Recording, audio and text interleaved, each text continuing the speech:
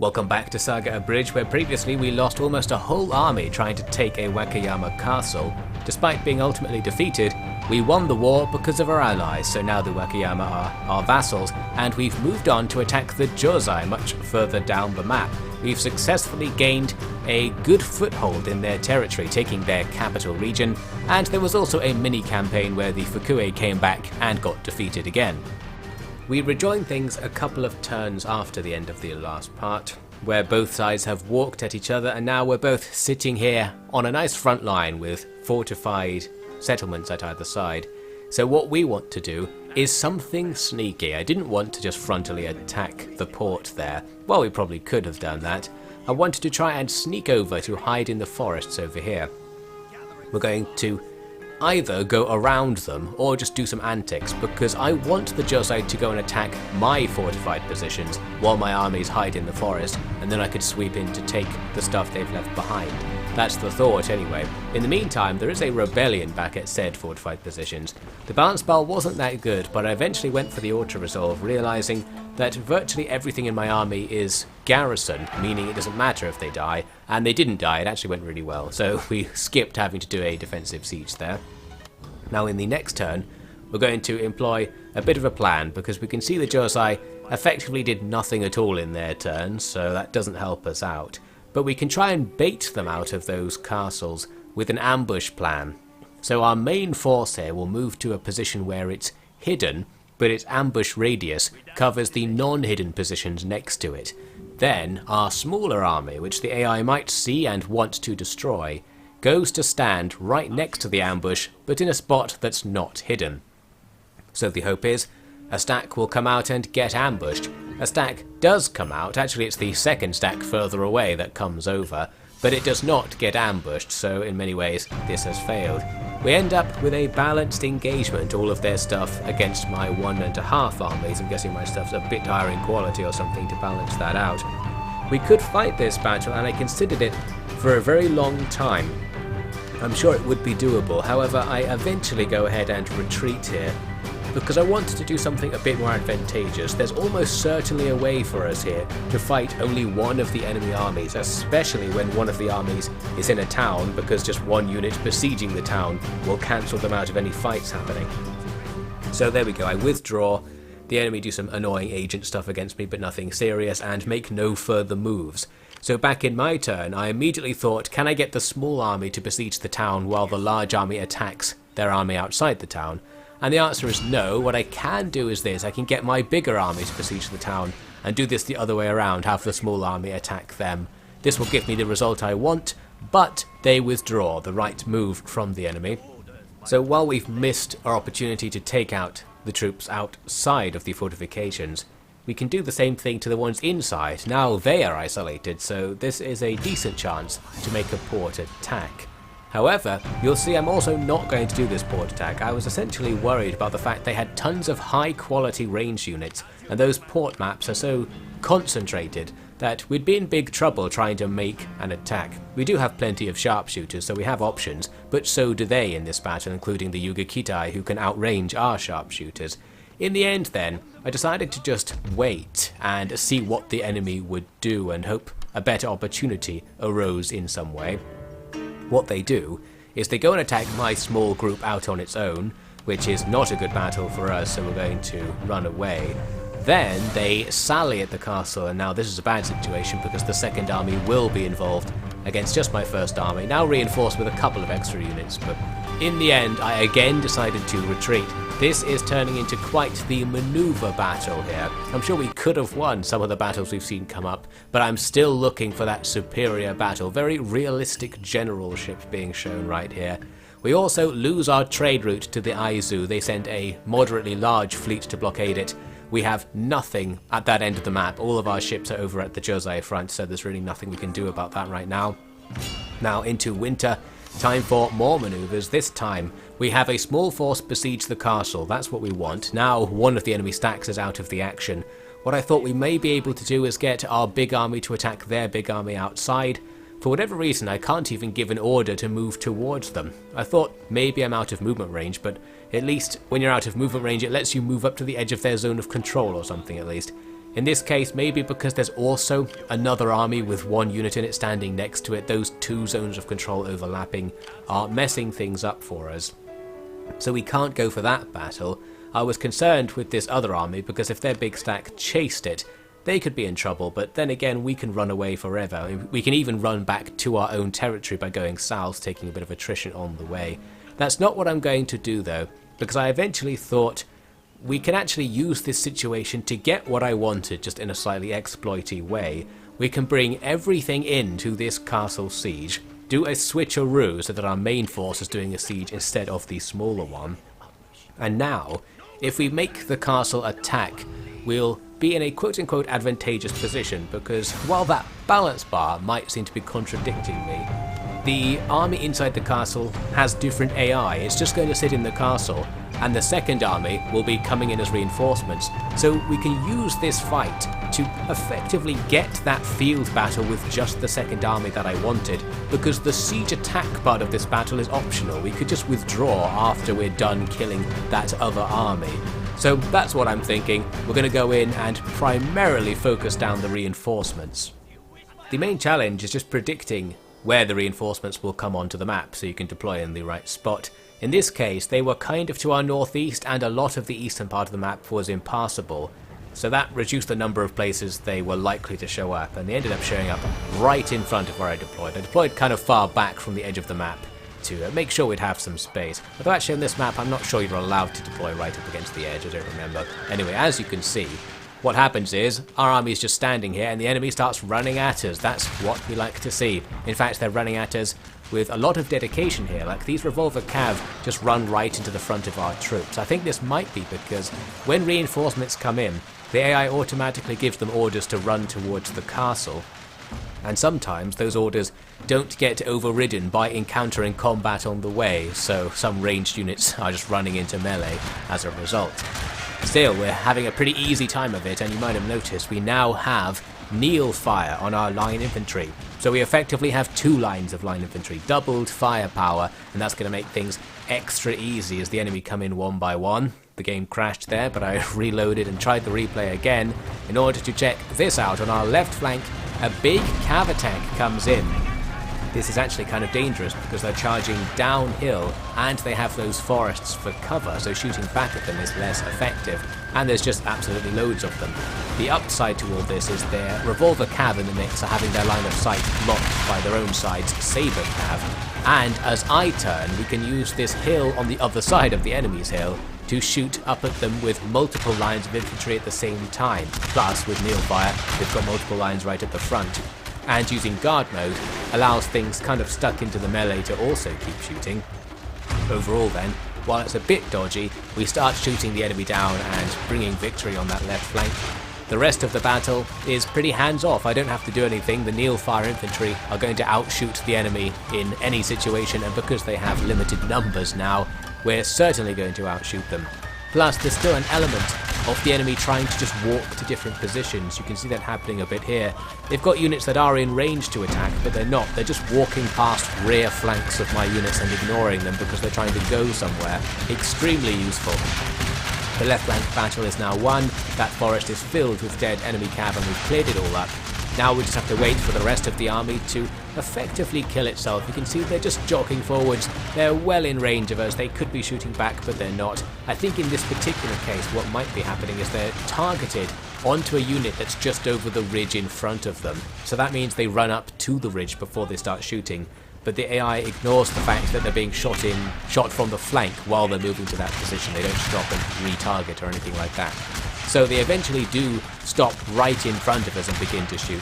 But by this point, they're surrounded by superior firepower units, and obviously we're going to be able to cut them down and push them back. And as they go, we'll shoot them some more to get a few more kills. And that could be the end of that. We could end the battle right here. We've successfully defeated that stack that was outside the castle. But it went so well and we lost so few troops that I thought we might as well turn around and actually do stuff to the castle. We've got plenty of time and plenty of ammo. In particular, I spotted this nice chance to overcome those Yugakitai I was worried about.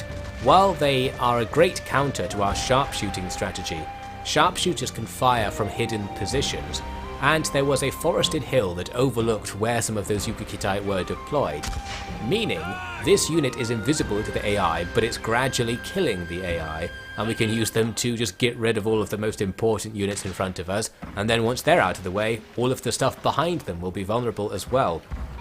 Another sharpshooter unit elsewhere in the castle was mostly killed by using the howitzers to take them out at long range. So that's good as well, and you can see on the balance bar, we actually have a pretty big advantage now. It's starting to look much less difficult than it did earlier to go through with this battle and take the castle as well. And it just gets better and better because the sharpshooters up on the hill, while remaining hidden, will start killing everything that's deployed in this little section, and they did have 4 or 5 units worth of stuff standing around here. Here's a bit later when the ground's covered in bodies. The AI isn't reacting because they technically don't know this is happening to them. The AI doesn't react to casualties if it can't see where they're coming from. However, there is now a replay corruption. You can see units start firing out because my sharpshooters have left the forest and are now just pointlessly walking towards the wall. I thought a corruption might happen because I actually paused the game and put my PC to sleep in the middle of the battle after I realised that I actually was going to go ahead with the attack and it was going to take way longer. I had to go and do something else and then came back to it. So the replay is totally messed up, and because that unit is really important, it dying early on will completely mess up the battle. So we're going to look at the actual footage where we're just sitting around with even more sharpshooters and just thinning out the enemy with impunity. Oh, and by the way, another possible result of me putting the PC to sleep and waking it up is that for a while in the battle there was no sound recorded. It does come back a bit later in the file, for some reason. So we just sit here very calmly, very silently, killing these enemy units to the last man with sharpshooters, and just seeing how far we can get with our ammunition, really. There seems to be no threat to us whatsoever. Moving on to when we've cleared out this bastion and the sound has come back. The last few guys just stand there on fight to the death. They can't rout, annoyingly, so they'll just gradually fall into the pile of bodies at their feet, oblivious to what's going on. And then it's going to be time for us to essentially go assault, because we're going to be running out of ammo on everything. There's not that much we can do from outside the castle. They've got a few units facing the castle interior on the defences, so if we come over the other side we'll be able to rear attack them. And we can now use the fact we do have a half-stack reinforcement group coming in from the south to start an attack on that part of the castle. We actually start getting shot at by a unit I hadn't noticed over there, so I need to reposition. And this area of the castle is more heavily defended because it hasn't been softened up by sharpshooters so far. As for the northern part of the castle, it's going to be a roaring success for us because we storm on in and start shooting all of the remaining defenders in the back. They don't even turn around, so we can just clear out units here. I do need to keep giving move orders though to avoid the thing where the assaults get cancelled due to the top of the wall being blocked. We can also take up those interior defensive positions ourselves to shoot anything down near the capture point, very handy. But yes, this southern attack is where most of the action's going to be, because a lot of our units are just going to be forced into melee right away as the enemy countercharge and attack us as we come over the walls. We'll certainly be taking moderate casualties on that second backup army, while the first army essentially just does nothing, gradually walks through the castle, taking out the odd stragglers. At this stage, we can brute force a window. We have enough balance bar strength to do whatever. There's a nice deployment of some line infantry to a position directly overlooking the capture point, and they're going to help out in this fight. I was trying to take the capture point. There's this one unit of archers standing in front of it, and I thought my men at any second will unleash a volley and take them down. I was ready to pause the game to look for a cool screenshot when it happened, but it's not happening. We're experiencing some annoying jank right here, so I'm turning kneel fire on and off, turning fire at will on and off, and unfortunately we didn't wipe them out. But the guys that were shooting from the defences up above eventually did wipe them out, so we got away with it. Plus the whole time, we are actually standing on the capture point, and that timer in the top left is counting down, so even if we don't kill them, they'll get deleted soon enough. As the timer is just about to end, we actually lose a general, which is really annoying. The general of the backup army was running into the town. I think, based on the clouds of black smoke I just spotted, he must have been killed by the wall guns, the cannons that shoot out. It's just really bad luck. His whole unit's in bad condition. I bet he was being shot for most of the battle I didn't notice or something. Anyway, so we've lost him, but that is the only unit we lost. The battle ended up going pretty well. We've got a bunch of damaged line infantry units, But that doesn't matter, we can grab some replenishment and now sit in the fortifications ourselves. Plus the stack inside is dead and the stack outside is mostly dead. This is a really important breakthrough and a nice conclusion to that maneuver battle. So many potential fights to take, and after taking the one that looked really bad, it went really well, so all's well that ends well. In the next turn, we can keep going because the next castle along, while it has a big garrison, is otherwise undefended, well apart from that one unit I just pushed inside. We already have a balance bar advantage with just our stack here, but we can make it better because the other castle, the Shimosa Port I should say, is in range of the place we're attacking. So by garrisoning that place up, which we wanted to do anyway, we can get an even better balance bar. I clearly didn't trust this one again, although I think this one's pretty realistic. Not sure why I didn't trust it, perhaps just being paranoid. We get a fine auto-resolve and can push our way on into this next place as well. So with that, we reach the end of our strategically easy part of our advance, because now we can be attacked from multiple directions. That means when we move out, we're going to need to leave enough stuff behind to hold Shimosa there. Obviously we want to go to the west, whereas the north has the Aizu sitting there. They haven't done anything against us so far, and they're bordered by a bunch of their own allies. That makes me think they might have a whole bunch of armies that could show up at any time, so I was very much worried about that. Meanwhile, the army that I have on the way is very slow, not only because it's a long way, but because I'm hiding in corners and stuff on the way, trying to remain out of movement range of any known enemy fleets. Luckily, the big fleets that I could see went to go hang out around my trade port, so after letting them pass, we've got an easier time now moving forwards, and I've gradually built up a couple more ships. They're very expensive and money is a problem right now, so we can't just make a big fleet that will definitely make it, but with a few more ships, that's safe-ish. We'll see if those guys ever show up. I waited a couple of turns, seeing if any attacks would come in, and they didn't. And then I decided, well, we might as well start planning for our own attacks then. We can have Shimosa defended by a full stack once the garrison is involved, and prepare to move west. I was waiting for winter to go away as well before I wanted to attack. However, when spring breaks, there are now two Jozai armies standing on the border. They're also standing in a very cunning way. They're standing quite far away from each other so that they're in reinforcement range of each other, but their zones of control take up the maximum amount of space. That essentially just means I can't walk past them. So because of that, I decided to just stand still and see if they would attack me. Here we are in the next turn. Clearly they didn't, just nothing's happening. They're blocking me from advancing. There's only one way to get around them, and that is to take down both armies at the same time. And I thought, well, okay, I'll just try and take down both armies at the same time then. So in we go, I gather up a whole bunch of stuff, 1.5 stacks, and we actually get an advantage in this battle because the two armies we're facing are kind of scrappy. They do have a fair few lower quality units and melee units in there. So we're going to go for a big field battle breakthrough. There's a mistake in my deployment which makes a big difference. My artillery pieces here are too far downhill from my front line. It's kind of hard to tell and really impossible to tell from above, but our troops are down a bit of a slope from where my infantry are, and while they can arc shots over the top, after that first successful volley of shrapnel shot into those cav, they didn't fire anymore, so they're just going to sit there and do nothing. You can see the enemy's main force is in range of the artillery, but we're not going to be able to bombard them, so that sucks.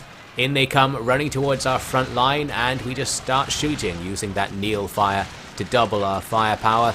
The matchlocks they were leading with aren't going to do all that well in this gun battle. Looks like they're not even going for a gun battle, they're just running in for it. The real action right now is on both flanks. They've got a lot of cav between their two armies, and they are attacking both flanks at the same time. These revolvers do a lot of damage to our sharpshooters, who are going to spend time reforming, a classic Fall of the Samurai. Not necessarily a glitch, but a design flaw. Once a unit takes enough casualties, it can't fire anymore because it keeps moving around trying to densify its formation. On the left flank, this is what I was microing during the battle. We've got a whole bunch of cav just shooting out with my gunners. And in the middle, no micro required really. We've got no melee troops, so we can't do anything when the enemy melee charge our center. We just have to try and win. We can though turn guard mode on to allow our troops to keep shooting while they're in the melee. That makes them quite a lot more effective, especially with Neil Fire also enabled. The ones that aren't engaged in melee will be doing some shootouts with the enemy's ranged units who are just blobbed up at the back. And now we need to win these flanks. I've got 2 units of Yari Ronin in my second army, and they're able to get rid of some of the enemy's melee cav. We're going to fold in some of the line infantry to shoot onto that front as well to drive away everything else. Looks like our guys, our line infantry, are able to win against the enemy's spear levy, but when it's the Yari light samurai, who look exactly the same as spear levy but are much better, it's a different story. We are taking losses fast. Looks like there is going to be a breakthrough there in the centre. We have one on the left as well after driving away their cav, and we're forming a big echelon to face in and start shooting at the enemy's main blob. Their second army's troops are now starting to join the fight, so there's going to be another big melee charge. Not much in the way of shooting. They've got plenty of gun units, but they're in such an abysmal formation that they can't shoot us very much. There, we saw a shot from the artillery hit. You can see I've pulled the Parrot guns back to a new position. I suspected something was wrong with the positioning, and finally we're able to fire. I wasn't able to do that though with the howitzers because they've glitched out. Sometimes in Total War, one of the artillery pieces will face the wrong way, a classic glitch, and it just causes the unit to no longer accept any orders. So you can't do anything with it, it just sits there, and that's not going to help us very much. You can see the centre is gone. We've just been straight up killed here. Now I've got my general with his revolver cav trying to clear things up, shooting into the enemy's troops. It's going to get worse for our front line though, because while some of our units have successfully held off enemy melee charges, here comes some more from the second army, and this time they've been shot less on the way in, so very dangerous. We just have to hold out. Not much we can use to try and help out these troops, they just have to somehow not die. These spear levy at least rout on contact, so our right flank's looking relatively healthy. We've defeated all of the cav, and they are also now folding in to shoot into the centre. The enemy's ranged units will certainly lose these shootouts. We almost outnumber them, in fact, we definitely outgun them. But the centre's going to be real dodgy, as we take enormous casualties on all of the units that are just tanking these melee attacks. This cav unit comes in and makes things even worse right in the centre. I do have my own cav waiting behind the front line, who I didn't want to engage since they were mostly facing spearmen, so I was waiting for the last second. However, my general is doing a good job. He's revolving everything to death in these melees, so everyone's dying, but I think the enemy general died in that volley right there, so that's going to help us out. No centre, no problem. We've got left and right flanks doing all the work now, including all of our light infantry, our surviving light infantry, who are lined up here, outflanking the enemy's main blobs and just gunning them down en masse. The field is now covered in their bodies. The remaining groups of ranged units who are still in an abysmal formation are doing basically nothing. Decide to chain route. That's going to bring an end to this fight, and we'll shoot down as many enemies as possible as they go. I did chase them off the map because it was a reinforcement army we were facing there, and the game doesn't always delete reinforcements if you just quit the battle. So we did take some moderate losses there, a few units lost, including sharpshooters who are hard to re-recruit. But of course the enemy lost a lot more. They lost virtually everything there, and they had more than us to begin with. So that's almost a breakthrough. I'm not going to charge on through right now because I wanted to get at least one turn of replenishment and reorganize the armies a bit, so the strongest units are in the leading army, and after that we'll be ready to go. So at the start of part 8 we will push towards what could actually be the end of the campaign, because if we take Edo we'll actually meet the victory conditions. But then again, we haven't actually reached the point where you pick which ending you're going for, so I don't really know how this is going to work. The mod makes the victory conditions a bit too easy to get to, I guess, since there are so many regions. You hit the region count real fast. Well, we'll see, because I haven't done it myself yet. Join me for what could be the last episode, who knows, next time.